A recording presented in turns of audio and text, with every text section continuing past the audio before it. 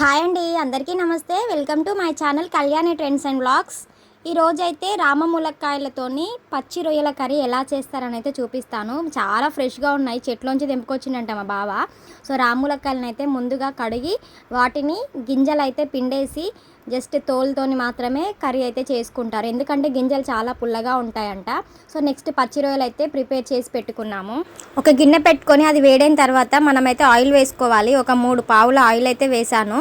So oil వేడైన తర్వాత కొద్దిగా జీలకర్ర అయితే వాడాలన్నమాట. సో జీలకర్ర వేసుకుని మనకి డైజెషన్ సిస్టమ్ అనేది చాలా బాగుంటుంది. నెక్స్ట్ మనం కట్ చేసి పెట్టుకున్న ఆనియన్స్ అయితే వేసుకోవాలి. ఆనియన్స్ మంచి కలర్ వచ్చే వరకు అయితే ఫ్రై చేసుకోవాలన్నమాట. సో నేను నాన్ వెజ్లో ఫిషెస్ కానీ అట్లాంటి వాటిలో మిర్చి అయితే వేయను.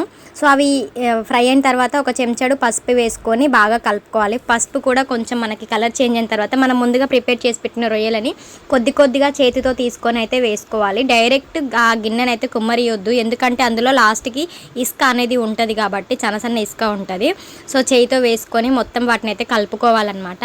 సో అడుగంటకుండా నీట్గా కలుపుకోవాలి. ఒక్కసారి చూడండి, రొయ్యలకి మనము హీట్ తగలగానే అవి అయితే గట్టిగా అయిపోయాయి అనమాట, కలర్ కూడా చేంజ్ అయిపోయినాయి.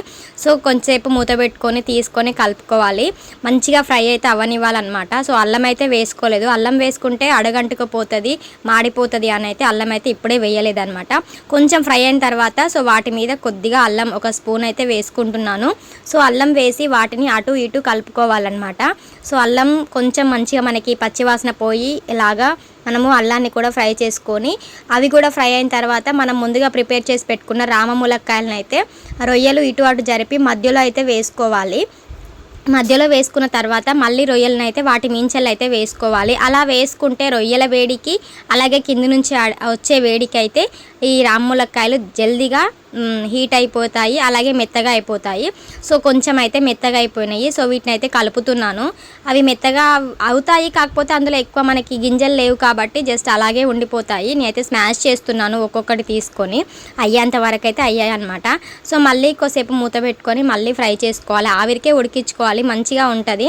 నెక్స్ట్ మనకి ఇవైతే ఫ్రై అయిన తర్వాత మన టేస్ట్కి సరిపడా కారము అలాగే ఉప్పు అయితే వేసుకోవాలి. నాన్ వెజ్ ఇప్పుడు కొంచెం చింతపులుసు వేయకుండా రాములకాయలు వేసి వండుతున్నాం కాబట్టి ఆ టేస్ట్ అనేది చాలా బాగుంటుంది. కొంచెం పుల్లగా ఉంటుంది కానీ మరి పుల్లగా ఉండదు. ఆ గింజలు ఉంటే పుల్లగా ఉండేదేమో, కానీ గింజలు లేకుండా వండుకోవాలని నాకు తెలుసు. అసలు ఎలా వండుతారు మీకు తెలిస్తే మాత్రం నాకైతే కామెంట్ అయితే చేయండి. ఫైనల్గా వాటిని అయితే కలుపుతూ ఆ రాములకాయలని కూడా మొత్తం అయితే ఫ్రై చేసేస్తున్నాను.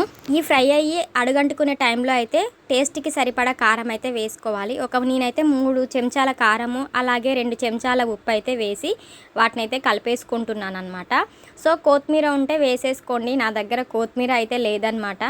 కొత్తిమీర కాదు, కొత్తిమీర ఉంటే వేసుకోండి. సో ఫైనల్గా ఇదైతే ఫ్రై అయిపోయిన తర్వాత మళ్ళీ నేను మా ఆయనకైతే కొంచెం లిక్విడ్ కర్రీ లాగా ఉండాలి, సూప్ లాగా అనేసి ఇందులో అయితే కొద్దిగా వాటర్ అయితే పోసేస్తున్నాను. వాటర్ పోసేది స్కిప్ అయిపోయిందనమాట. సో ఇలా అంటే కర్రీ అయితే అయిపోయింది.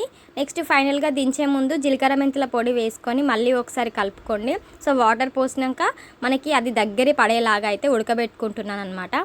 సో అంతే అండి కర్రీ చేయడము. ఈ వీడియో నచ్చితే మాత్రం లైక్ చేయండి.